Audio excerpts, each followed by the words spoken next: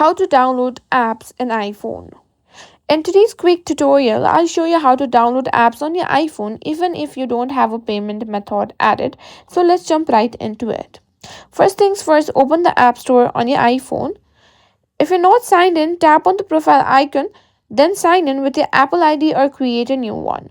If you're creating a new Apple ID on the payment and shipping, simply choose unknown as a payment method. Then complete the rest of the form and verify your email.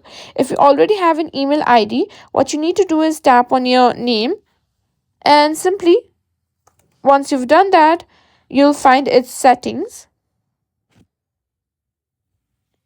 Here, as you can see, manage payments, simply tap on it.